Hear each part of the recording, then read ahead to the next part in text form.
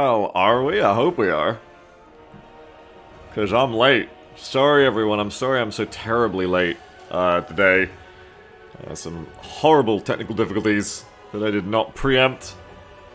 Kept me from you from quite a while. I'm very sorry to bring you this a couple hours late, the start of the second part of, you know what it is. Or I hope you know what it is. It is the AI Wars conclusion tournament part 2 of our AI auto-battling, auto-wars, sorry, I'm so scatterbrained because I feel so bad about being so late, and I've been, like, stressed trying to get it fixed, sorry. I'm gonna go to Sammy. Sammy, are you here? Yes. Sammy, I'm all scatterbrained after trying to get this fixed for a while. Explain to the people who weren't here for the first part, what are we continuing today?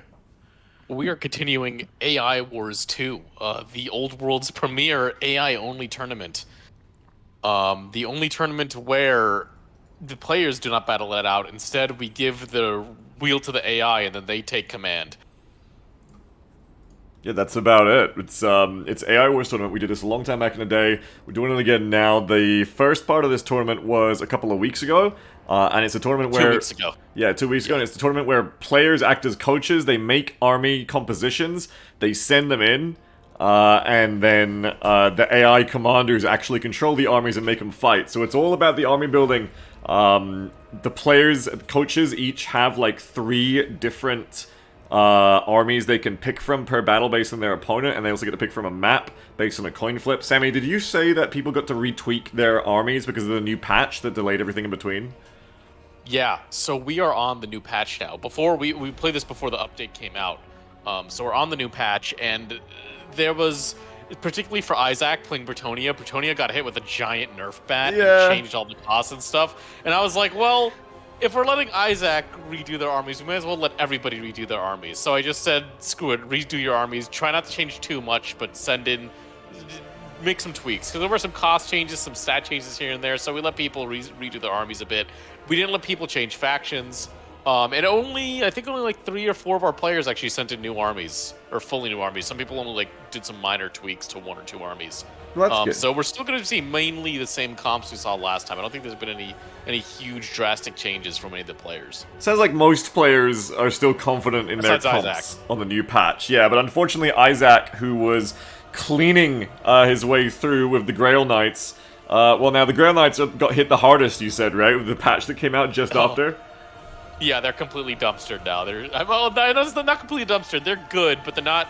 They were absurdly OP last time. Now they've been toned back a bit, and they've got cost increases and stuff. So, yeah, not just Grail Knights. I think the entire roster got hit pretty hard. Oh, I mean, you can't be feeling good if you're Isaac. That's really quite a divine intervention. Fuck you from God there. Well, Isaac. Yeah, the dev targeted nerfs. Isaac and everyone else, fingers crossed, and best of luck to all of you. Do we have a matchup ready to go straight away, Sammy? We do, but do you want to look at the bracket first? Because Yes. we are on. This is technically day 2 of the tournament, very delayed day 2. But we did have a whole bracket we went through before. I think I sent you the link on Discord. Let me try and open it up again. Hang on. I want to make sure I've got the uppest to datest one before I put this on. So it's the challenge bracket. Click on the link now. And let me put this on screen, one sec. Okay, so I'm looking at here our bracket for the day. So you can see all the matches we had with the wins highlighted in orange from last time, part 1 of this tournament. And now we're going on to part 2. But you can see who advanced, who was taken out here. It's a single elimination tournament. You get 1 shot, 1 opportunity, and that's it. And you can see who's season opportunity so far. Looks like today we have Jerry's Slanesh versus Momentary's Dwarves, Salty Salt's Vamp Coast versus Go to Gray's Dark Elves, Daxy's Lizard Men versus Cold Snake's Demons, and Isaac, as we were just talking about, Isaac's nerfed Bretonia versus Barley's, as I understand it, unnerfed Dwarves. So we will see how that goes. Yeah, the dwarves actually got buffed. I think like their flame cannons got a massive cost decrease or something. Really? Yeah, I don't think the Slayers were affected. Remember, Barley won last time with the he called his comp "Oops All Guns." It was actually "Oops All Slayers." But and it dumpstered that Zinj composition. Yeah. But the armies have been allowed changes, and he might have different Yes. comps, so we'll see. All right. Yeah, we will see. So the way we're going to do the bracket today is round 3, which is the round we're currently in. That's going to be all best of ones. We were originally planning to do best of 3s, but we're a bit pressed for time now, and it was going to be tight anyway. So I think it's best if we just do all best of ones for round 3, and then the semifinals and the finals will both be best of 3s. All right. So yeah. All right, then. Shall we get into our first matchup? Let's do it. Who are we starting with? We'll start with Momo and Terry's. Wait, we've got to do the team name. Sorry. We've got Momo's Grumblin' Guys Get a Grumblin', the Dwarfs, versus Jerry's Sicky Silicious Scions on Slaanesh. And both of these players, I think, are MIA. I know Momo, I think, is playing Arma still, and Jerry's not here tonight. So they've actually set me in already what they want to pick, and I have everything loaded up. The map chosen was Ash Plains, and Momo wanted the top slot, so that's what we're going to be going with. Cool. You ready to load in? I'm ready to do it. I'm in the spectator slot. Thanks once again to Richardson Sheephead Man for our beautiful costumes down here in the bouncy VTuber land. Let's do it. Yours has been putting in work. It's doubling as the Baldur's Gate avatar, right? I've been playing a lot of Baldur's Gate since anything else was streamed on this channel, yes. Which is thanks to you as well, Sammy. You were literally the person who gifted me that game. Yes, you're welcome, and I'm sorry to all the chatters who have been bombarded with 1,000 Baldur's Gate streams over the past few weeks. It's Sammy's fault that we're having so much fun, yes. Thank you, Sammy. Yeah, you can all blame me. Okay, so as we're loading in here, Beagle, an interesting part of this new patch is that they've changed up the battle AI for Total War. So we're actually, it's not only the players that have had a chance to retool their compositions and stuff, but the AI has been retooled as well. So we might see some big differences. One thing I noticed in testing is that it appears that both sides now attack. So there's no real defender. Both sides move in to engage each other at the start of the battle. And I think that might be because of how they set it up for multiplayer battles, but I'm not sure. That's a really big change, wow. Yeah. So that's why we stopped having players pick attack or defend. Instead, they pick if they want the top or bottom slot for positioning on the deployment. Which apparently people have been like jotting it down and like planning their comps around like where they're positioned in which deployment zone, which is crazy to me. But so some people are taking this hardcore, taking this seriously. So shall we go over the comps? Yeah, do we have any changes you're aware of to the comps, or are they mainly the same as we've seen these armies before? I think Momo's are the same, I'm pretty sure. If you remember, Momo had this like all blasting charge army before. I think this is the same thing. We see the miners, the iron breakers, and then like the line of quarrelers for some range support. We see Gotrek Felix and Thorek Ironbrow are here to party. Alright, sweet. And then over for the blasting charge miners, over for the dark elves. Any big changes here? The Dark Elves, this is Slaanesh. I know you see a bunch of scantily clad men and women, you think Dark Elves. I'm sorry, they both have kind of like that purple hue to like their whole vibe. Sorry, go on. I think Jerry might have done some small tweaks, but I'm not sure. But yeah, we see a pretty heavy metal comp. A lot of Chaos Warriors with Hell Scourges, which are whips. They're like a very defensive focused unit, actually, with those whips. We see a line of Marauders with spears, just some chaff to fill in, and then we see the big soul grinder of Slaanesh. And we see some chariots, too. The Slaanesh chariots are no joke. They will blend through infantry, especially units like dwarves. Quite a few chariots there. That's, is that just one unit? Yeah, that's one unit. They have 4 chariots in the single unit. Those aren't actually the Slaaneshi chariots, though, like the dedicated demon ones. These are just the normal chaos chariots, just with a little Slaanesh flavoring on it. Okay. The demonettes get even spikier chariots, which I hope we see at some point in the tournament here. But and then we have Sigvald leading the army. Siggy leading his Slaanesh scions in person. So Siggy's a really, really tough to kill. He regens. He has high armor. And yeah. All right. Well, I guess we're kind of good to go. You ready to start it off? Let's see. Let's get it started and see what happens here at Ash Plains, this flat map. The referee is dead, which means it's time to start any good sporting match here. Yes. And yeah, I see both armies just going straight for each other. Interesting.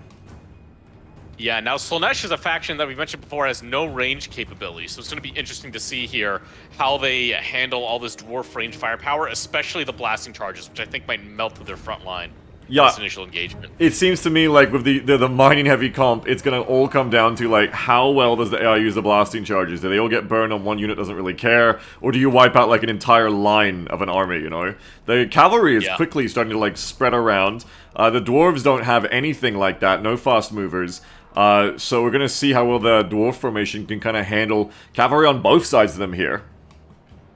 Yeah, it's a big flank from Slaanesh. It's interesting. We see the dwarfs pause, send their range units out front to do some skirmishing. I'm going to be curious to see if they pull back when the melee lines get close, or if they end up taking the brunt of the charge there. Hopefully not for the dwarfs. Yeah, dwarves are tough in general, but here come the miners now. Here comes the bit everybody's waiting for, I think. Let's see those charges? There they go. Oh, yeah. Ooh, but kind of a whiff. Only a couple of them went off. And as I said, the Quarrelers haven't really backed off. They are getting engaged in the frontline fight here. So the range firepower for the Dwarves has kind of been shut down, and a lot of the blasting charges did not go off. Yeah, can they not throw the charges now they're in melee? Because I only saw one set of mining charges go off there. Yeah, they can't throw them in melee, and I think the Quarrelers might have actually blocked them from getting those throws off. Oh, shit. So now it's kind of down to a melee grind now for the Dwarves, which, granted, they are pretty good at doing, but this is not the strongest Dwarf frontline in the world. Damn, that's rough as hell. If those mining charges don't go off, this isn't like an army based around the mining charges. It is, but we see one big win for the Dwarves early on. That Chaos Sorcerer Lord of Slaanesh is already down. Sorry, the Chaos Sorcerer Hero just got its ass beat by Gotrek. Gotrek soloed that thing in 2 seconds. Seriously? He missed it. Yeah, I did miss it. The caster for Slaanesh is dead. What Gotrek the hell? killed him so fast. Gotrek doesn't fuck around. It's dead. So Slaanesh has no caster on the field, which is huge. Yeah, for any faction to lose your caster that early. That is a really big deal. Looking at the flanks now, we can see that the Chaos Knights of Slaanesh on the right side are just busy with some Ironbreakers who just don't seem to give a single fuck, tying up both Chariots and Chaos Knights over there. If you look to the left side, actually exact same thing. It's just like a unit of Ironbreakers just holding and only losing slightly against so many Slaanesh units. Is them tying up that much value going to be enough for the main Dwarf army to deal with the rest of what Slaanesh has, though? It's a good question. I mean, none of these units for the Dwarfs are very killy. They have their Hero Squad, which is actually pretty aggressive and can do some damage with Gotrek, Felix, and Thorek. But other than that, the Miners, the Quarrelers, and the Ironbreakers, they're not very offensive units. I mean, the Miners and the Quarrelers aren't really defensive either. They're going to fold pretty easily here, I think, against the Chaos Warriors. It's going to be all up, I think, to this Hero Squad and the Ironbreakers to win the day here for the Dwarves, with all their range capability shut down. Yeah, the Soul Grinder's trying to, like, cut through them in the middle, but, again, wow, like, I think what you're saying about Felix, like, the Hero Squad, like, they're full health, and the two Lords are just beating the Soul Grinder up, and it doesn't look like it's doing a lot. The only problem I see for the Dwarves is, like, on the left here, Quarrelers and Miners are getting really effed up, but other than that, like, their whole line just seems to be holding, and it feels like Slaanesh is trading worse. Yeah, it's going to be close. I mean, it does... the thing is, I think there's more Dwarf infantry than Slaanesh infantry, so it can be a bit misleading. But yeah, that Soul Grinder going down is going to be huge. It's a lot of killing power. It's just been focused on fighting Thorek. Yeah. One thing you might not know about Felix, by the way, Beagle, is that Felix regens the health of nearby heroes. Oh! So, yes. So all nearby, only for heroes, not infantry units or anything else. But Thorek and Gotrek are constantly healing when they're nearby Felix. Oh, shit. Yeah, I can see that the Dwarf Lord is or was at full health. I don't know where he's gone around here. There he is. He's got flung by the Soul Grinder across the dunes. Yeah, like he's basically at full health, and that Soul Grinder is almost dead, or it's trying to break. The Ironbreaker's just still holding. They just hold forever, and the AI's just tying up so many units on them. They're like the linchpins of the Dwarven strategy. Oh yeah, Ironbreakers are probably the tankiest unit in the game out of any roster, and they will hold forever. And it does seem like the Miners, with their armor-piercing pickaxes, even though they have terrible stats, are kind of chewing through these Chaos Warriors just very slowly. This is crazy. This is like, obviously it's an AI war, so obviously like if a player was playing Slaanesh, I think those cavalry would be doing different things. But as it is AI wars, I feel like you just really seen like the tankiness of the dwarves just go crazy here. Oh yeah, we've seen both sides of the dwarves this tournament. We saw yesterday, or the other day, we saw like the full aggression with the Slayers. Now we're seeing just a chunky defensive front line with these Ironbreakers. That everywhere they look, these Ironbreakers are like barely lost any HP, even the ones that are completely surrounded. Wow, look at the little mosh pit over there on the left flank. Yeah. They are just formed a circle and are fighting in every direction. Yeah, meanwhile, I'm just watching this Soul Grinder. There it goes. Soul Grinder down, fades away. Does not feel so good. And without the Soul Grinder, it's like a big linchpin that's just gone. Yeah. I see the Dwarf Lord still looks fine. Gotrek still looks fine. I mean, Felix, sorry. Oh, God. Yeah, Gotrek's taking some damage. He's dueling Sigvald, and Sigvald, I believe, will win a duel against Gotrek. Gotrek's much more geared toward fighting big, large targets, and Sigvald can definitely win a duel. Dude, Sigvald's an amazing duelist. Yeah. So. But, interesting to note that Sigvald's already on half health, so it doesn't look good, like, overall. And, yeah, the Ironbreakers are just winning their fights. At least on the right, the Slaanesh Cav has pulled off, gone to do something else, finally. Ironbreakers are fine. They're just, like, winning this battle, it seems like to me. Yeah, they're winning this battle against like these like 8-foot tall, 10-foot tall Chaos Knights of Slaanesh. If you zoom into like foot level, they're probably 5 times the height of these Ironbreakers. The Ironbreakers don't care. They're just nibbling at their heels. Yeah, they're going crazy over here. They're going dwarf, full-on dwarf crazy over here. Yeah. Oh, and now Sigvald's he made a mistake. He's fighting the duo now. He's fighting Gotrek and Felix at the same time. Oh and shit. Felix is here. They're supporting his bro, and I think it's gonna be all over for Sigvald. Yeah. His health is just dropping now ever since he started taking both of them at once. He's running. He's trying to get out of there. He is. And we see some of the miners coming back and bailing out the Ironbreakers with their C4 on the left flank, the surrounded Ironbreakers. Their blob just got C4'd by these tattered miners coming in from the flank. Here comes another volley. Oh my god. Okay, that did some work. Does it? I didn't see it do too much damage. Is it hurting them a lot? It's killing the Devoted Marauders, the cheaper units. The Blasting Charges don't do a ton of AP, but they're clearing out the chaff. That's so funny that, like, the Ironbreakers blobbed them up, and then the routing miners are coming back in to just, like, blow them up with charges. Yeah. I see Sigvald routed Bounce and is coming back now. More miners are rallying now. And it almost looks like the Ironbreakers are getting hit pretty nasty with those charges as well. But I can't tell. Everyone's getting fucked over there. The Ironbreaker's just like bringing in danger close, I guess. Yeah. There's fire on our position. Yeah, and it kind of seems to be working. It does. It seems like the Ironbreakers, they are finally taking some big damage, though, especially from those chariots that keep cyclo-charging them in. On the other flank, the Ironbreakers seem to have just completely beat the Chaos Knights, although they are getting rear charged by chariots right now, which just gotta hurt. Yeah, I think on the other flank, yeah, like Slaanesh like decided to piss off for a while, but those chariot charges are hurting them. It's the only thing I've seen really dent their health. Another unit of Ironbreakers are just fighting Siggy over here, and the game reckons victories in the grasp of the dwarves here. I'm not inclined to disagree. Everything Slaanesh is so spent. Yeah. And Slaanesh bought a really hard grinding build. I don't like the Chaos Warriors with Hell Scourges, because as I mentioned, those whips are a defensive weapon. They don't do a lot of AP. They actually have a very low AP value, and they're mainly defensive stated. So Slaanesh kind of came into this fight with like a defensive focused build against the dwarves, like a defensive grind build against a faction that specializes in defensive grinding. I think it's no surprise really that the dwarves have won here. Yeah, exactly. They are the defensive grinders. And yeah, I think the linchpin for the dwarves here have been these Ironbreakers, just perfectly positioned on the flank to stop this cav and chariots from just running roughshod over the rest of the army. Because those miners and quarrelers would have just collapsed under the chariots and cav. But the Ironbreakers intercepting them has, I think, completely won the day for the dwarves. And there we go. GG. Yeah, absolutely. Like, you could say, I think the heroes, Gotrek, Felix, and the Dwarf Lord in the middle were good, taking out Sigvald and the Soul Grinder, but absolutely, it just seems like the Ironbreakers just holding all of those Slaanesh units that the AI Slaanesh decided to just, like, sit on them the whole battle was massive. That was absolutely huge, and they just didn't care. They just held it every single time. Yeah, and I think that, the killing power for Slaanesh were those chariots and cav, and them just being out of the fight, grinding against Ironbreakers the whole time was huge. Yeah.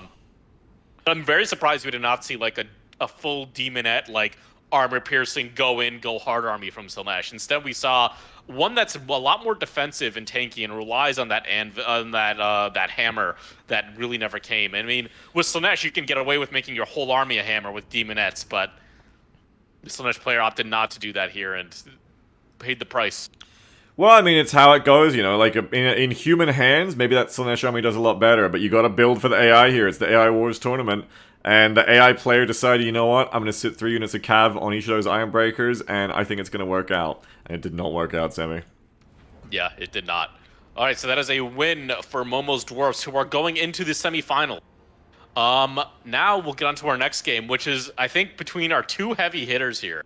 So Salty Salts with the So Salty Seaman, the Vampire Coast, versus Goff's Dilfs in the Dark Elves.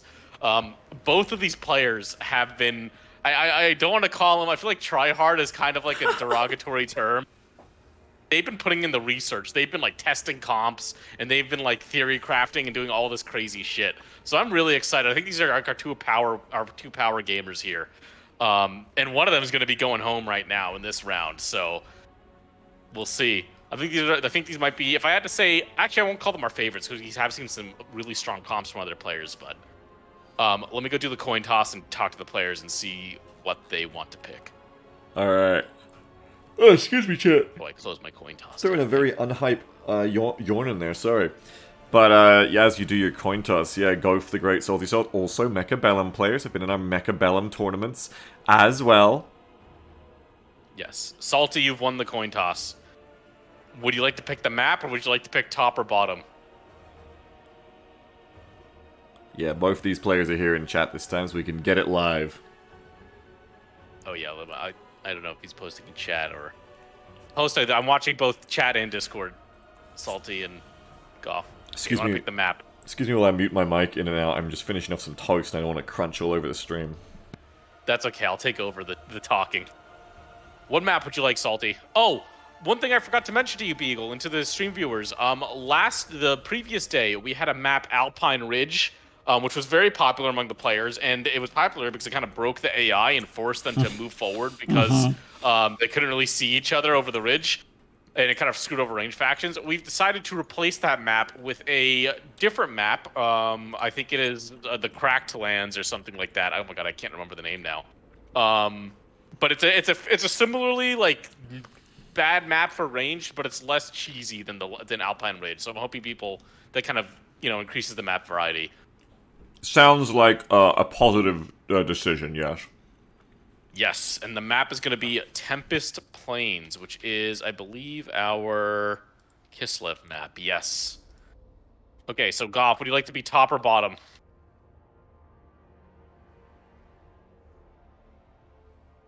Oh, Goff wants top slot. Okay. And which comps would you like to pick?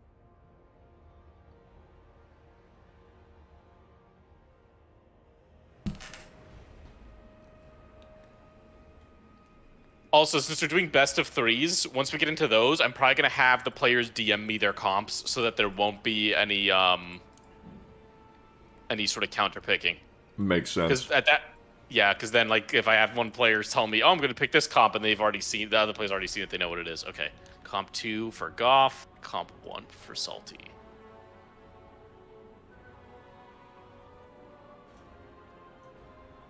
Okay, I think I did these correct. Okay.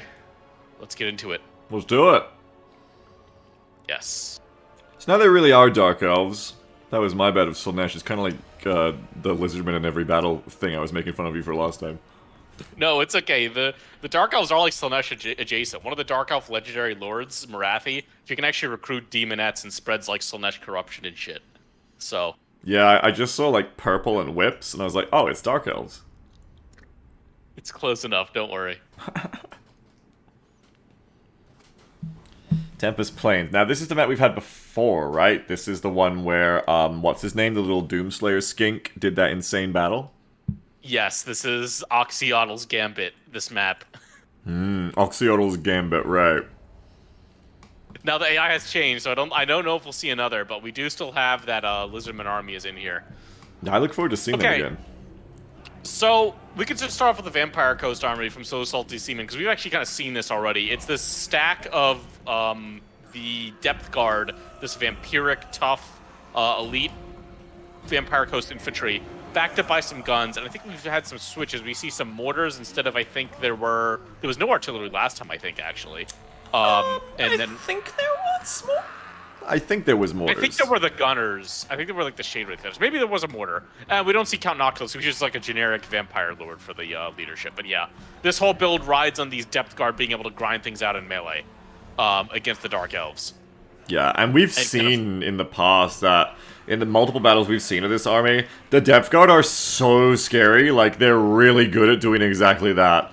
They have, like, regen, right? They're so tanky, they do so much damage. They just seem really, really good. I've watched them even on this map in particular, I think. Just bust some fuckers up. They're scary. Yeah. Now, they are kind of meeting their match here. I don't want to say meeting their match, but this is a good opponent for them because the Dark Elves are also very scary in melee. They have a lot of similar units to Depth Guard that are very heavy hitters in melee with a lot of utility. We see one of them, actually, one of the best infantry units in the entire game here on the Dark Elf side, the Blades of the Blood Queen. These are Harganeth Executioners, basically Executioner Elves with giant greatswords. And I think these guys might be a match for the Depth Guard. Yeah, they look pretty scary. They look pretty menacing. Yeah, for sure. We see some Blackguard of Nagrond, who are kind of the anti-large equivalent. We've seen them before. They're like elite halberds. We see a couple of Chaffee infantry, some Witch Elves in the middle, which are another good anti-infantry option. I'm not sure how good they'll be against Depth Guard with their high armor. But then we see Dark Shards backing them up, which are the armor-piercing crossbows that the Dark Elves get. They put, like, the Empire crossbows to shame, these guys. They melt through whatever they hit. Yeah, they're, like, pretty serious-looking crossbows, honestly. They are. Ooh, and the Lord. So we have a special Lord here, Beagle. We have Malice Darkblade. Do you know what his deal is? I have absolutely... Very edgy. I have zero idea what his deal is. What is his deal? So he is actively possessed by a Slaneshi demon named Zarkan. And his whole thing is that mid-battle, he can, whenever he wants to, transform into Zarkan, which will, well, he basically gets possessed. He, like, gives himself over to the demon. He gets his full HP pool back, and he gets an entirely different set of abilities. So he basically can go back to full health once per battle. Now, he can't transform back again, and when he's in Zarkan's form, he takes a constant damage over time. So it's kind of like you hit the reset clock on all your abilities and health and stuff, but you also start hitting like a doom timer of, I'm going to die eventually. Right.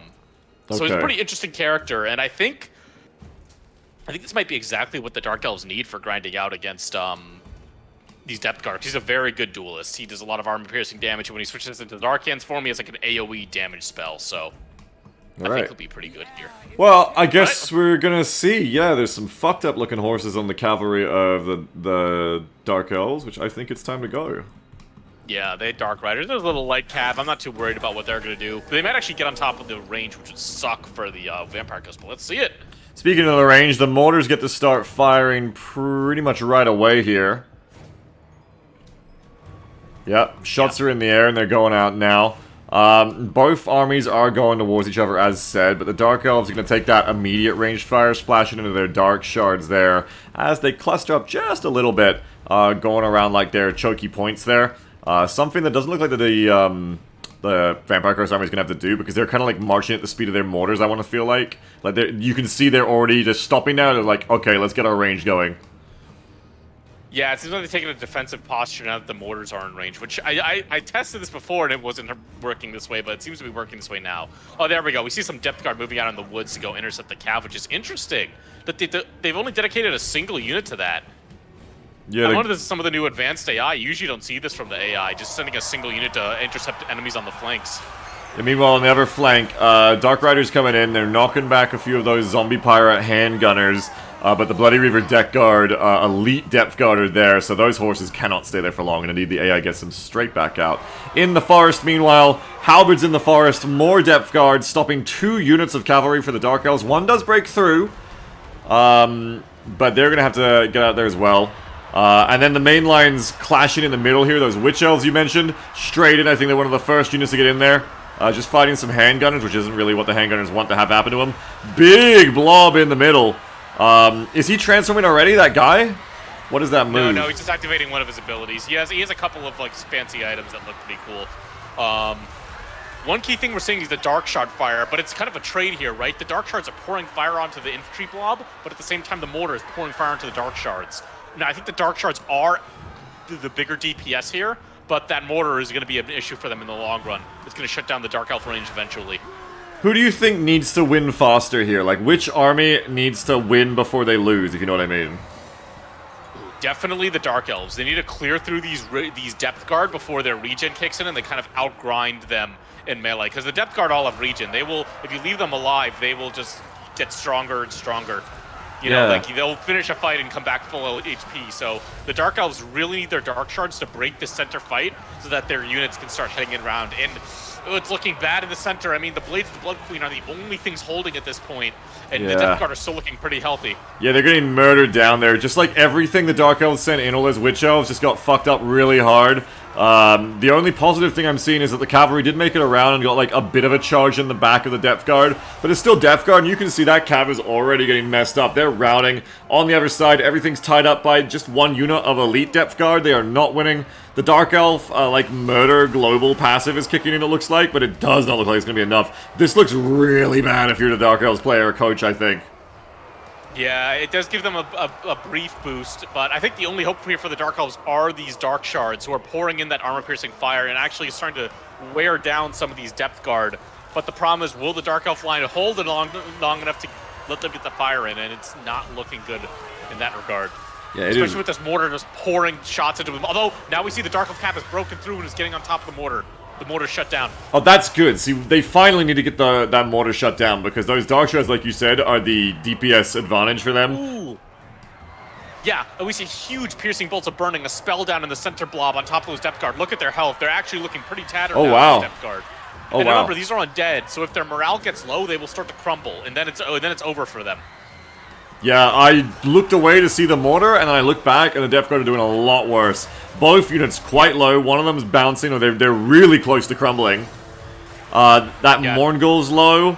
The Blades of the Blood Queen are still barely going. Not much help. They got a bunch of models left. Maybe the Dark Elves have the damage here?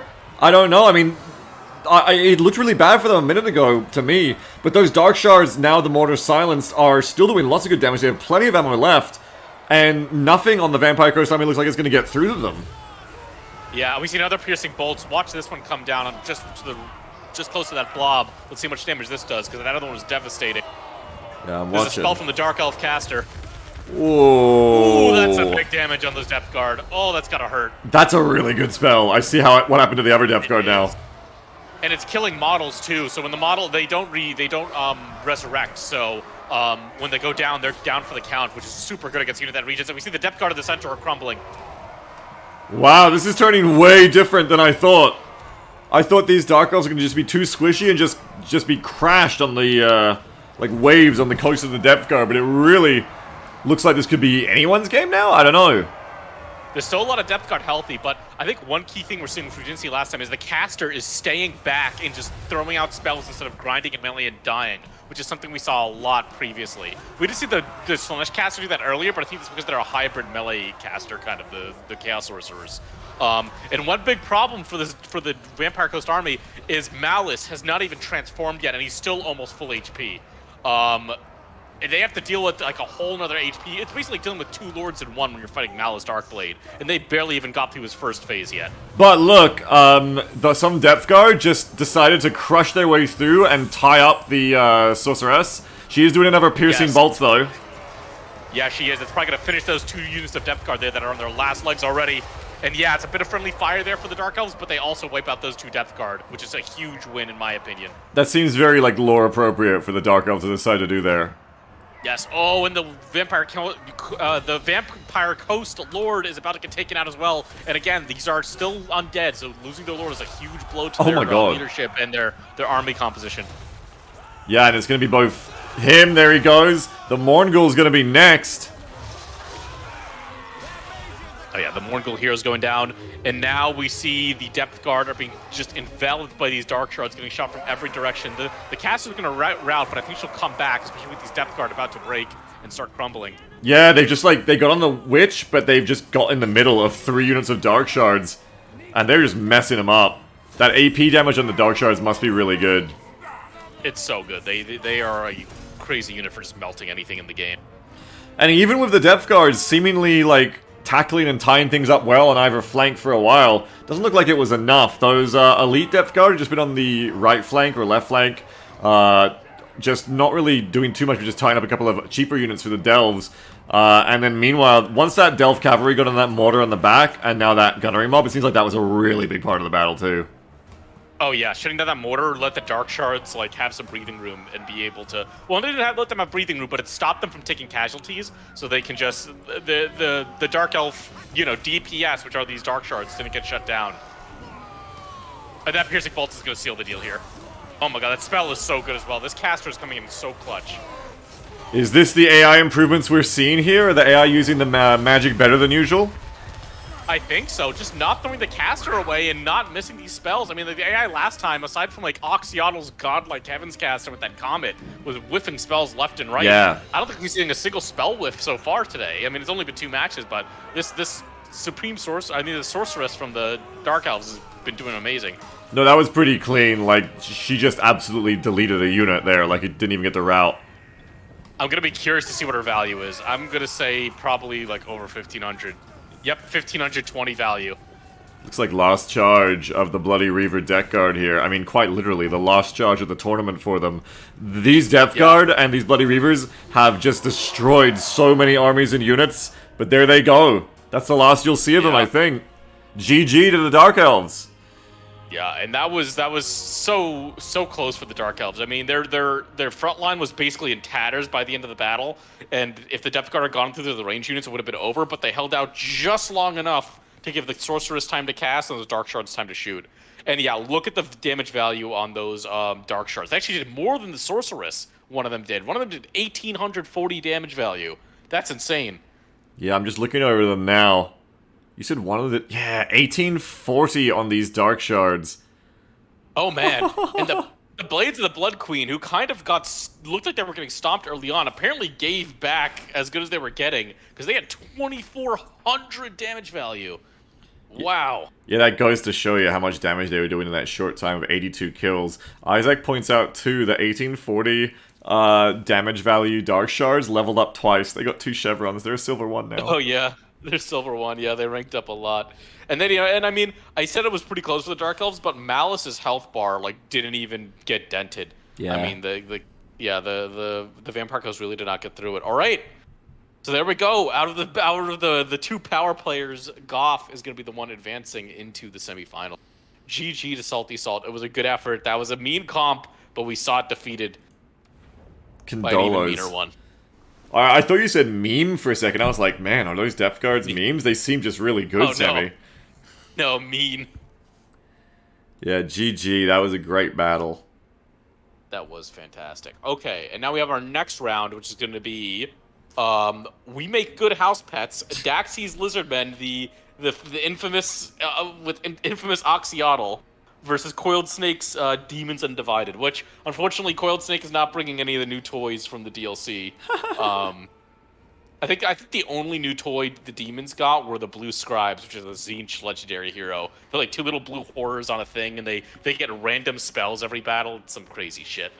Let me do the coin toss. I think that Coiled Snake is here. I do not think that... I mean, I think Daxy is here. I don't think Coiled Snake is here. Coiled Snake, if you're here... Speak here. Say so now. Sorry, chat. I'm just eating some more toast in between the battles. If not, I'll do the things for you. Okay, Tails, which is going to be Coiled Snake 1. Oh, Coiled Snake, you are here. Would you like to pick the map, or do we want to be top or bottom?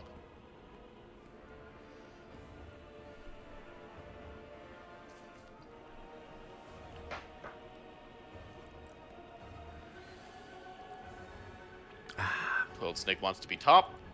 And then... Well, Coiled Snake, if you're going to pick the thing, wait for Daxy to pick the map before saying it. Well, that's how it's supposed to go, but... Daxy, what map do you want to pick then, if Coiled Snake wants to pick the top or bottom? Sorry, the way it works is that if you want to pick your side, you wait for the map pick to happen then.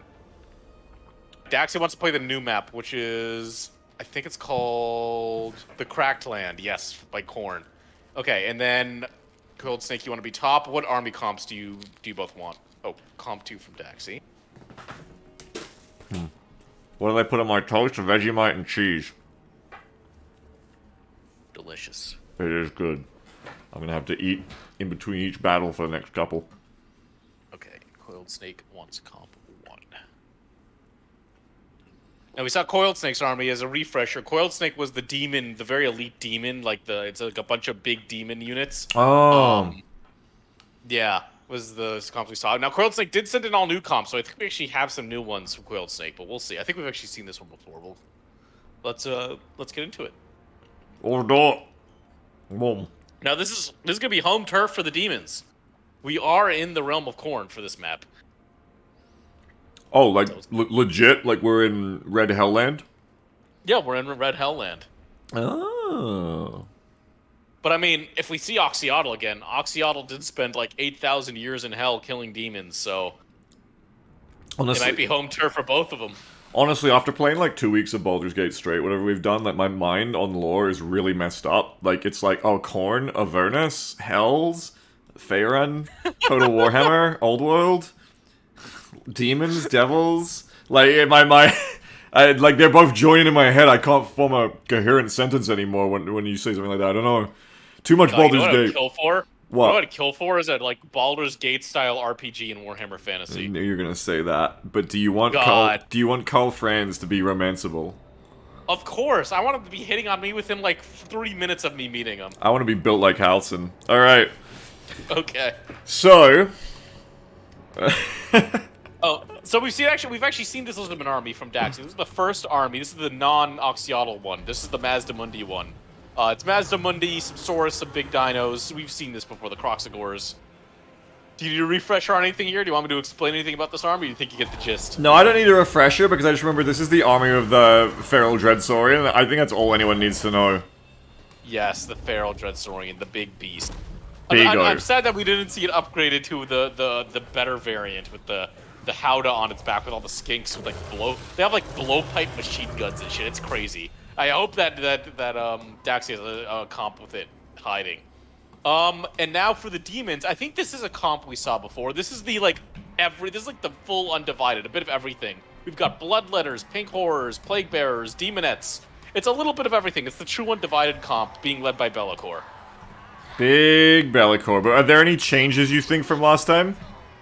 I'm trying to remember. I don't remember the exact comp. I mean, we see Exalteds, actually. Yeah, we see one... Oh, this is cute. It's like 2 of each demon, and then 1 of the Exalted variants. So we see, like, Exalted Bloodletters, Exalted Plague Bearers, Exalted Pink Horrors, and there's an Exalted Demon in here somewhere, I'm pretty sure. A little bit of everything. It's a little bit of everything. It's the equal god representation. I think it's actually perfectly equal. Got two Plagues, 2 Demonettes, 2 Bloodletters, 2 Pinks, and then 1 of each Exalted. Yeah. So this is kind of like a themed army. This is a themed army. Yeah, I like it. I think it's cute.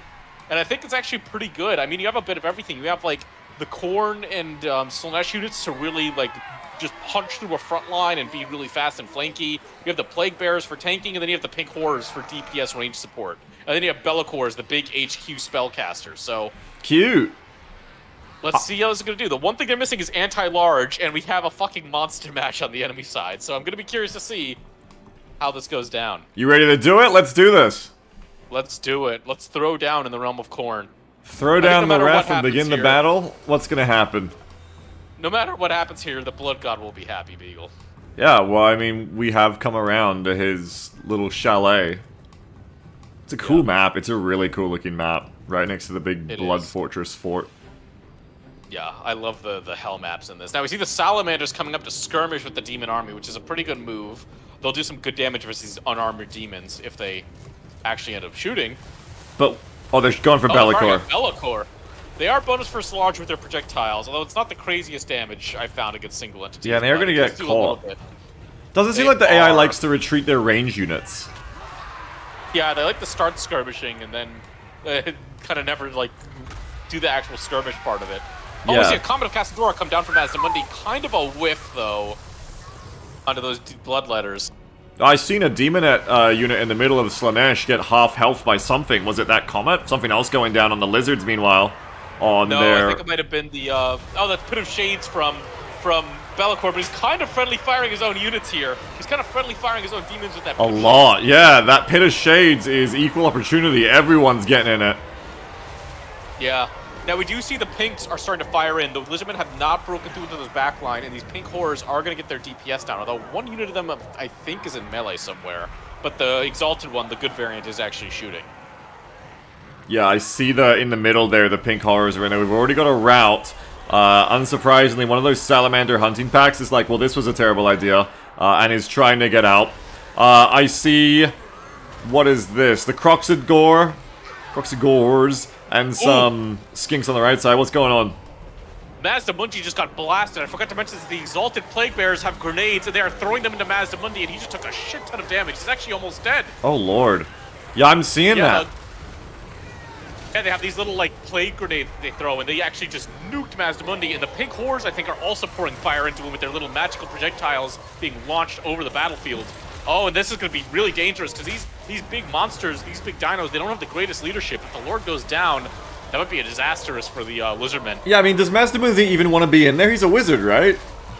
Well, he's a wizard on top of a gigantic Triceratops, so he can melee it out, but he does not like getting shot by a million plague hand grenades, no. It looks like he's going to get out of there for now.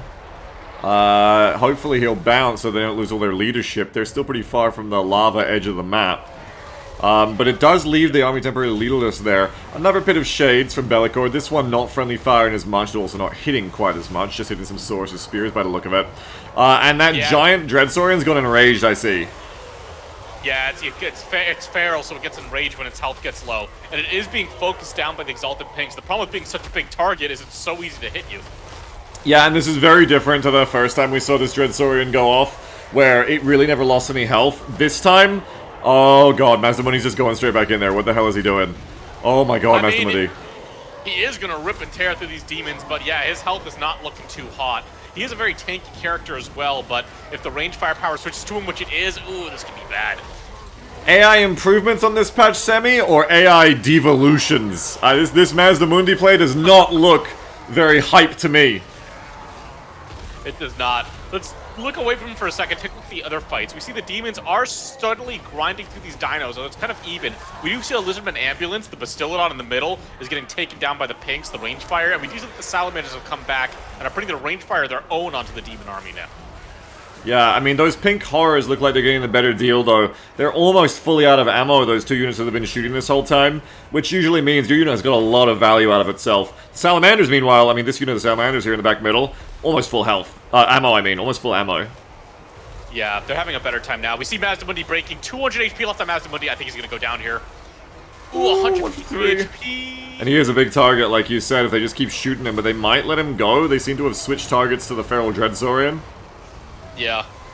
And we see a pretty good play. The ambulance is healing the Dreadsaurian right now. The Dreadsaurian just got to heal up, but it's still taking so much damage. Bellicor is dueling it. And normally Bellicor would lose this duel, but with the range support, he might actually be able to win. It's going to be close. Yeah, it seems like Bellicor is doing a really, really good job of fighting both Mazdamundi and the Dreadsaurian. And then without them, it looks like the demons are kind of winning overall on the other side. So unfortunately, for the Saurians, it's all going to come down to this Dreadsaurian fight, it looks like, and they do not seem to be winning it. Yeah, we just see an Apotheosis, a kill going down. Mazdamundi has come back again with 153 HP. If he gets even tickled here, he's going down. Oh, Mazdamundi, don't go back in. Don't go back in, Mazdamundi. I think I know where he's going, Beagle. Route on the right side. The dinos are breaking, and they're so low, I don't think they're coming back. Yeah, especially not with Mazdamundi about to go down here. Mazdamundi, don't go back in. Stop running it down mid. There's no range fire left for the demons. They're out of ammo at this point, but that ammo's been used as the problem, and Mazdamundi, I think, is about to go down. What is it? How could this be the plan?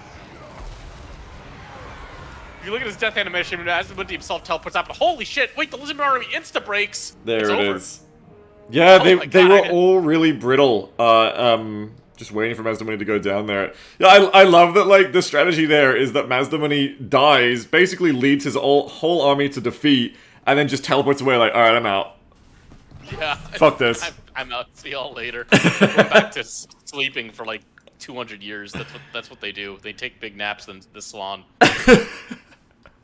Oh my god. And yeah, it's interesting. I thought the Lizardman army would have the big advantage here because the demons didn't really have any bonus versus large, but the Lizardmen weren't really able to break through the demon front line, and those pink horrors, especially the Exalted ones, were just pouring range fire in and got a ton of value. Those Exalted pinks had 2,000 value that game. I think those were the MVPs.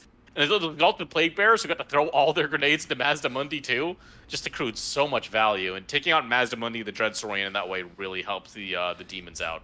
Yeah, it seemed like Be'lakor, good play. Mazdamundi, big blunders.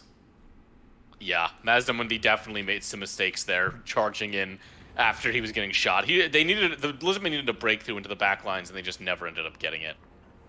Alright, well that is that. Do we have anyone else in this bracket? We have a third matchup, don't we?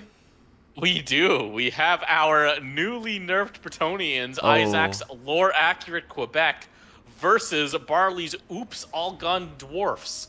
Which, as we found out last time, it might be the opposite of all guns. Ooh, so here is the battle that will decide if Isaac is about to say, well, at least I can go to bed now, or if Isaac is about to say, well, I didn't expect to win. Here we go. We're gonna find out which it is. So, the winner of the coin toss is heads. So, Isaac, you have the starting advantage. Do you want to pick the map, or do you want to pick your positioning? Think carefully, Isaac. A lot's riding on this decision. Pick the map? Okay. What map would you like to pick, Isaac? No pressure. I think both these players have retooled their comps somewhat. Ash Plains, the Flatlands. Okay, we're going back to the... No pressure, but this decision could change everything. Barley, do you want to be top or bottom? Are you a top or a bottom, Barley? You are a top. Okay. Now, what comps would you like to pick? Okay. Let me squirrel my other toast slice into my mouth. Hang on. Is this the correct thing? Yes. Okay, what comp would you like to pick, Isaac? Okay.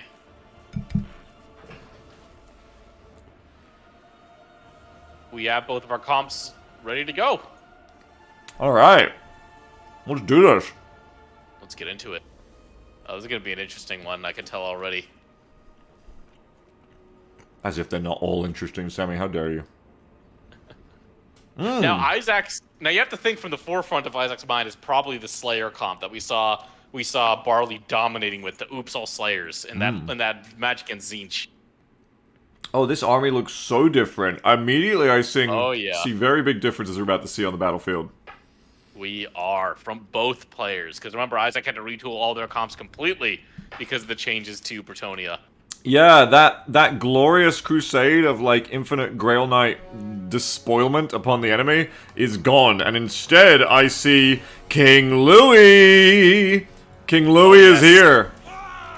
King Louis is here and on foot, which is interesting. Usually you see him brought with his big griffin. But no, he's also got Felix with him for some nice buffing and regen. And then we just see the Peasantide Beagle. Peasantide, yeah, like this is a complete switch up from the cavalry heavy army, and cavalry is of course what Bretonnia is known for. Now, tell me in your opinion, how much of this army change is like some kind of mind game, and how much of it is just purely necessitated by those Bretonnia nerfs that happened in the patch in between last time and now? I think this is 100% a mind game, and I think the mind game here is this is Isaac preparing for the Slayer comp. Because remember, the players have seen who they're going up against, and I think Isaac is thinking, oh my god, how would I counter all the Slayers? And this army with no large targets, that's why Luon's on foot. Because if he's on the thing, he's be weak to Slayers. And that's why you have, like, Horse Archers, which are normally garbage against Dwarves, would be amazing. Oh, you're breaking up, Sammy. We're losing your transmission. Sammy! Sammy! Sammy! He's gone. You've gone all robot. Yeah, you got a lot of packet loss. You're going like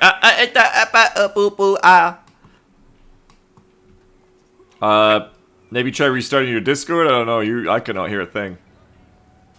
You've been exile hacked. There he goes. He's gone. No, I'm not even gonna go look at the dwarf army until Sammy gets back. Hello, can I hear you now? No, you're still fucked. Oh, I'm gonna give you a minute. I don't want to cast a spell without you, Sam. I'm gonna wait. Hopefully it'll pass.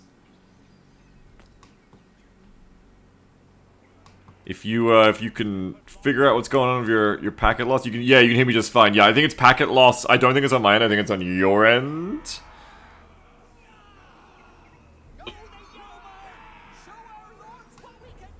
I'm gonna give you like another minute, and then I have a possible solution we can try. Meanwhile, while Sammy's being destroyed by the warp, look at that chainmail, folks. What a lovely bit of chainmail. And down here, oh, well that's a bit stretchy, isn't it?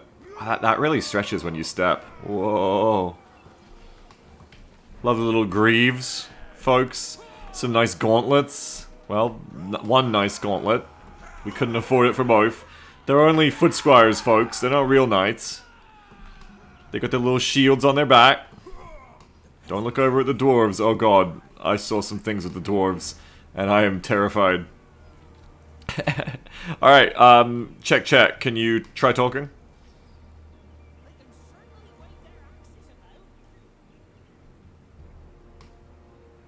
Chickadee check. Sammy. Samborghini, are you there? I think Sammy's checking his router right now. It's alright, we're just gonna go and, chill it over here. Consider the desert. What treasures might we find out here in the desert, folks? What glorious pieces of gold. The real answer is, don't touch any of it, it doesn't belong to you. It belongs to the Tomb Kings. Do not steal it. It's not for you. You like sand, Damaggio? Why do you like sand? Look, it's Ozymandias. Oh, sick. Awesome. Let's look upon his works in despair. That sounds great. Whoop! Uh-oh. We fully lost Sammy, which is a problem because Sammy's the host. Hang on.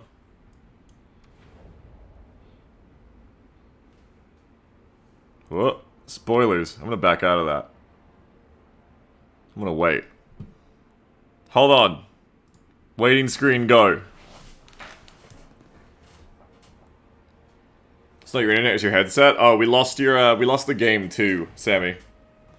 Alright, little delay, little technical delay, folks. We'll just wait. You unplug it and it froze your PC? Oh my god.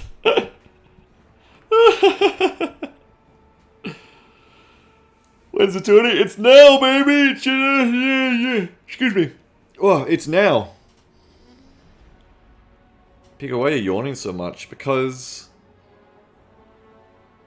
I'm old, folks. I'm old. I'm old and my body is failing me.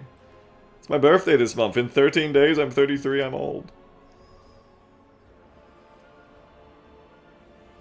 Oh man, I'm glad I went to use my usual paranoia of going to my waiting screen because there's a racist game lobby name on screen right now, which I'm glad I don't have to inflict upon you all. Can't we just load up Total Warhammer without having racist game lobby names? Can I report you for your lobby name? I can't, that's sad. You should be reported for that name. Say the name out loud. You know what, Terabell? I think I won't. Is it real racist? No, it's real racist. It's like actual. So you have to see the lobbies of the Knights Panther. It's actually worse than that.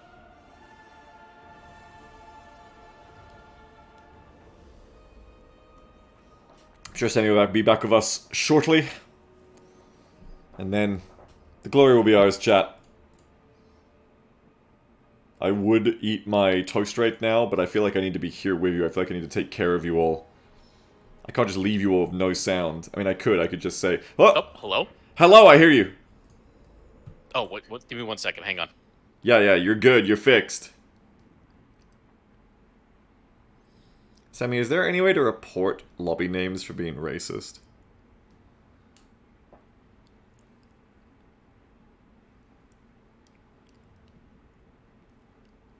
I'm gonna take Sammy's silence to mean he's complicit. And okay, there we go. Hello? Hello? Did you hear what I just said? No, I couldn't hear anything because I had to reset the sound on my Discord. Oh, it's okay. It's gone anyway. All right. Ready to go then? Ready to get back into it? Reload? Yeah, I need to relaunch the game. I figured it was my headset, so I unplugged my headset and my entire computer froze, and I was like, all right. Then I had to manually restart it with like the fucking power button. Good for you. Now everybody gets to have now. tech difficulties today. Excellent. Yes. Tech difficulties are not limited to just you. I mean, yours have taken like 5 minutes, mine took like 2 hours, so it's kind of even. What happened? Like the game just wouldn't launch? Yeah, it was a whole goddamn mess. I ended up having to re-download, like, pretty much the whole game, which took ages. Damn. Yeah. Yeah. Big game. Big game. But it's working now, at least. Okay, I'm getting the lobby back up now. Lobby is up. Let me just load up the comps again. And let me I just hope you got join a in. good long look at him so we can just get straight into it. I did not. Well, we saw the Bretonian comp. We can go over the dwarf one once you get in here. Let me add the spectator slot. Okay, you should be able to join. Refreshing. Yes, joining on the spectator slot. Oh my god. I just noticed something about the Bretonian army now. Alright, let us know when we get in there. Let's do it. I'll let you know once we're in. I'm ready to Oh my see God. these dwarves. This Bretonian army is built for one thing and one thing only. Just mulching through slayers. I accidentally had a little look over there at the dwarves, and I didn't look closely, but I saw some banners from far off, and they did not look like axes on those banners, Sammy. No. Well, you know, if you're built for chopping through slayers, you can probably chop through the other dwarves pretty well. I mean, that's the weakness of the dwarves. They're very one note. Like, they're not gonna have monsters. They're not gonna have cav. They're just gonna be a bunch of dwarves. So, the one thing I noticed that I want to call attention to in the Bretonian comp is I want you to look at the ranks on the foot squires. Yeah, they're Sure. gold rank. They are rank 9 foot squires. They are purpose-built for chopping through dwarves, and they're going to be the linchpin of this army. Do they have AP? Now- Like, can they cut through armored Yeah. dwarves or just slayers? They have greatswords. Okay. Yeah, they're like Empire greatswords, like a slightly shittier Empire greatswords. With those 9 ranks, they're probably better than Empire greatswords. I'm not sure. I have to look at the stat comparison. Having seen that, I think it's time I finally look at the dwarf army, right? Yes, and I think that somebody has been taking some cues from Momo's dwarves, because we see a very similar comp from Barley here. Miners with blasting charges and iron breakers. Now, this is the classic kind of mind game, is if someone comes in with that full-on meme comp of, like, all slayers, and you try to read that and be like, oh, well, I'll build something that kills all slayers, you got a couple of options. One, the opponent does the obvious thing, and doesn't just bring all slayers, and now what? The other option, of course, is they could have just kept bringing slayers, and then you kick yourself for not. It's like the Mechabellum thing. It's an option, and unfortunately, these are not slayers. I don't see a single slayer amongst the army, actually, so we're gonna see something different. Not a single slayer. It's a bunch of blasting charges, iron breakers we saw before, and miners, and then we have this line of iron drakes, dwarven flamethrowers, just 5 of them. That is a which- lot of them. If they're able to actually do their thing, they are pretty devastating. It's going to be interesting to see how the AI works with this. I like a Bretonian cav army would have actually probably been pretty good here. Although, maybe they Yeah. get stuck on the iron breakers just like the Chaos guys did. And then for the heroes, we see a Master Engineer, which I mean, they just have a little rifle and they buff up range units. I think they can actually... No, they don't replenish their ammo, but they give them more damage. And then we see Rune Lord, just like a little caster lord for the dwarves.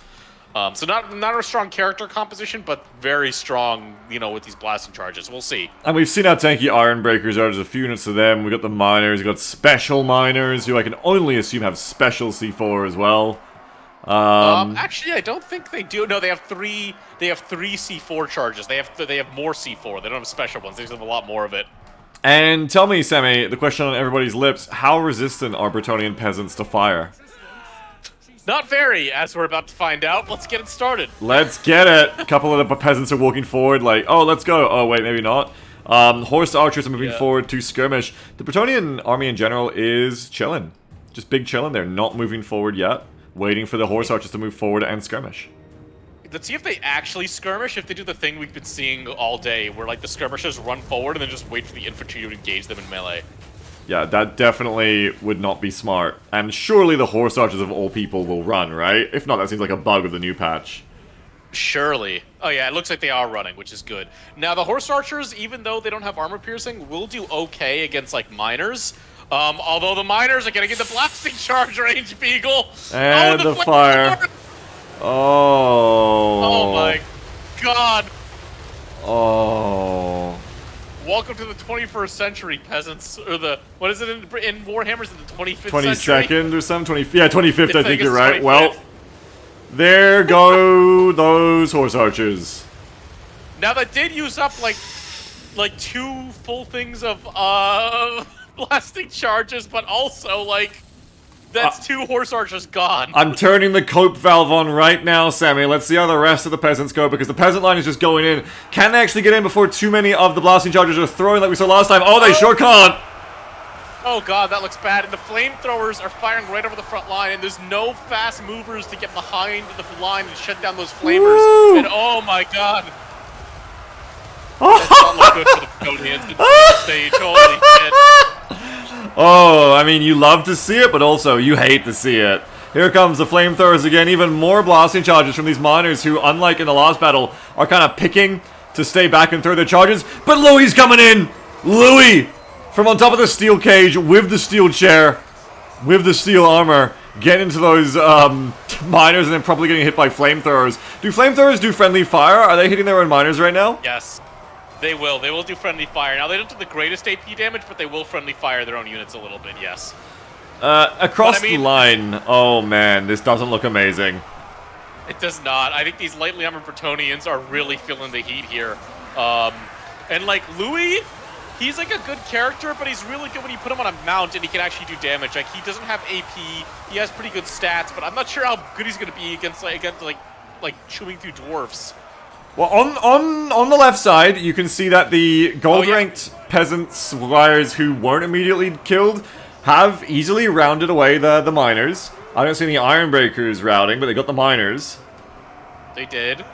The problem is these Iron Drakes are just going to belch them in flame. Like, they're just going to be bathed in fire unless they get on top of them, and they're not. They're just going to go help out with the rest of the front line. And here comes the flames. Here comes the fire.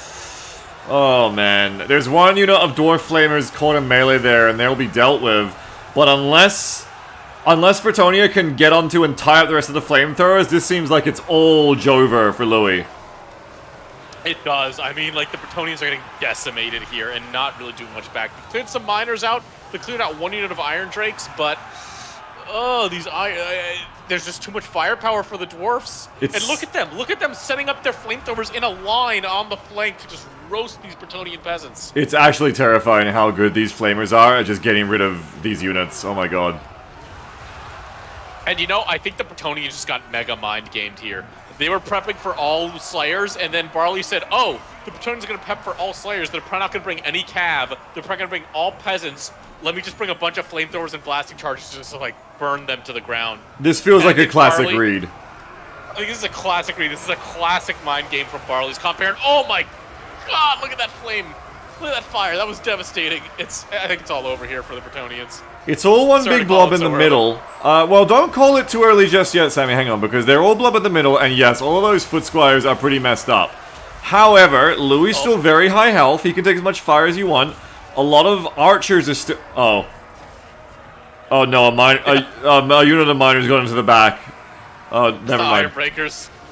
Wait, Ironbreakers have C4 too? Yes, they do. Yeah. Oh shit. Okay, well, never mind. I was gonna say something, but never mind. Yeah, these Bretonian archers with their shitty, like, these are pretty shitty archers. They're even worse than the Empire ones, and they don't have armor piercing. They're not going to be able to get through all these dwarves. I think the only hope for Bretonia is that, like, the flamethrowers trying to shoot at Louis friendly fire their entire blob somehow. Well, hang on too, because that Rune Lord is only on like 10% HP there, 5% HP. Look, they're almost about ready to go down. If Louis gets them, it's good. Ooh, 33 health. Flamethrowers are friendly firing all the entire blob, actually. Yeah, and Louis doesn't care. Louis like, bring the heat. He was born hot. He is. If that Rune Lord goes down, maybe something can happen crazy here. Yeah, Felix is there with Louis. Felix does bring some good armor piercing, and he's giving Louis the healing from his ability. I think the Rune Lord is going to go down here, and oh my god, these poor miners just getting roasted by their own flamethrowers. And we see some tattered Bretonians starting to rally around their king, trying to get back into the fight. They just need to keep their spirits up. Bretonia can still win if you believe. The Rune Lord is routing on 420 health. It's too bad. Because taking that Rune Lord down would have been really good for Bretonia. Oh, I see. Now that Louis can actually be hit, now that the blob is spread out, he's taking a lot of damage. He is. So is Felix, but remember, he doesn't have healing. It's just, oh, these Iron Drakes. They need to shut them down somehow, the Bretonnians. Oh god, Louis getting bathed in fire. The fire lowers his leadership too, so he's going to route. But maybe routing will help, because maybe he'll route away from the flamethrowers to get to a better position. Oh, we see heals going down from the life caster. We forgot to talk about the Bretonnian mage. The life casters healing Louis and Felix. That's really good. More healing going down. I mean, the flamers are killing everyone, including the dwarven melee. If the Bretonnian leadership can just hold on long enough to tie up the Iron Drakes in melee, I mean, anything could happen. Anything could happen. And we see now Louis and Felix going to the next blob fight, which is going to make all the flamethrowers friendly fire over there, too. They really need it like before, where Louis was covered by dwarves and wasn't getting hit by the flames properly, because that's what was keeping him so tanky, I realize now. I thought he was just resistant to fire. He needs to get more dwarves between him and the Iron Drakes, just like Felix is doing. And maybe get the Iron Drakes to kill their own army for them. They are. They've already killed one unit of Iron Breakers. There's only 2 Iron Breakers left, which are the units I'm looking at right now as like the real, like, last bastions for the dwarves. We see Louis' ability, Sword of Corone, going down, which always armor and melee defense of all units around Louis by a ton. Oh, we see Felix, I think, might go down to these flamethrowers here, though. He's looking pretty bad. Yeah, he is tying up those miners to get flamed on as well, but he is looking like he needs a little route time. And the Bretonnian archers are actually putting in a little bit of work. We see some foot squares coming in and hitting these Iron Drakes in the back, which shuts down at least one unit of them, but there's still a full health unit of Iron Drakes with a shit ton of ammo left alive. Yeah, and unfortunately those peasants seem to just bounce the Drakes to go and kill one of those effective poxbowmen. Oh yeah, the Drakes are now lighting up the archers. Man, I'm surprised. I'm actually shocked the Bretonnians are still in this. This is great.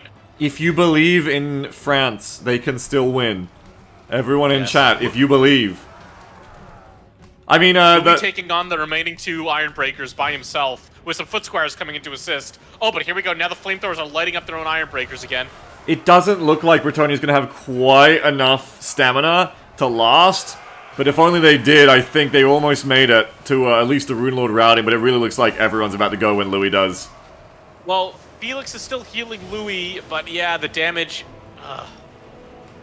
It's going to be close. Did the Rune Lord route off the map? Wait, Beagle, the Rune Lord's about to route off the map. When he routes off the map, there's going to be a big leadership debuff on the whole army. I think it's a question of can Louis and Felix hold out. The Dwarf Lord is so slow on his stubby little legs, but he's almost there at the edge of the map. He's almost there. They're going to get that debuff. I know, and there's very little left for the dwarves, but Louis is flashing. They just need to hang in there for like another 30 seconds and not route. Don't route. Louis! Oh, Felix is routing. Oh god! Don't give up! You've almost got the diamonds! Louis routed. The Rune Lord's like 5 feet from the border. Everybody's routing. The Rune Lord's about to rout. It's just peasant squires left.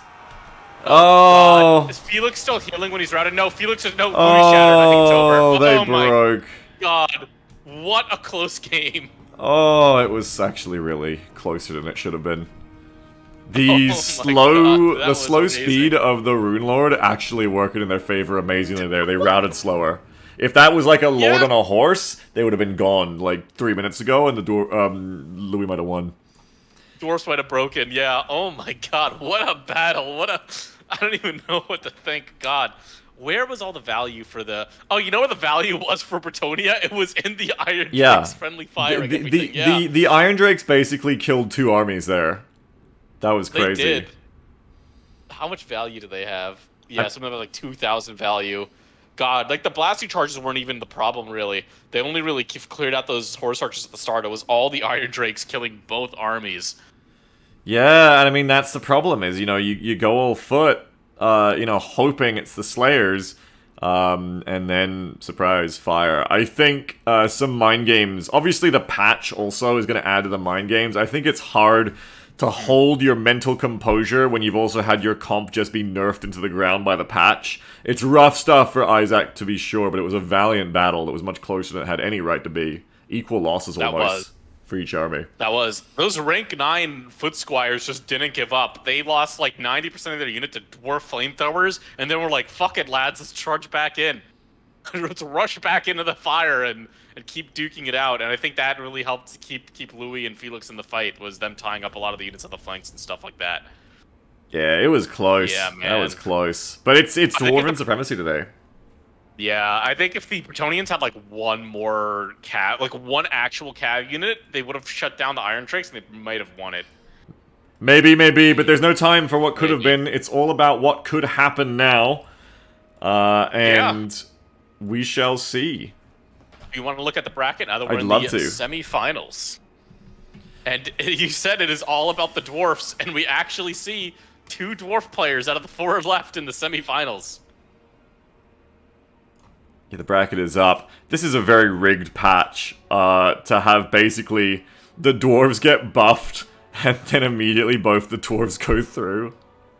Well, the only dwarf unit that got buffed isn't being picked. It's the flame cannon. The flame cannon got like a big decrease and I think some stat buffs. It got like extra range and stuff like that. So the unit that got buffed isn't being used actually. But yeah, poor Isaac getting nerfed into the dirt. Alright, well, we have the potential for dwarf on dwarf finals here. I'm looking at the bracket, and it is Momentary's Dwarves versus Ghosts Dark Elves, and then it's Coilsnake's Demons versus Barley's Dwarves. I want to just get into it. We've seen these armies today already. Let's get into these semis because they're going to be best of threes. Let's get into these finals. Let's play some matches. Let's do this.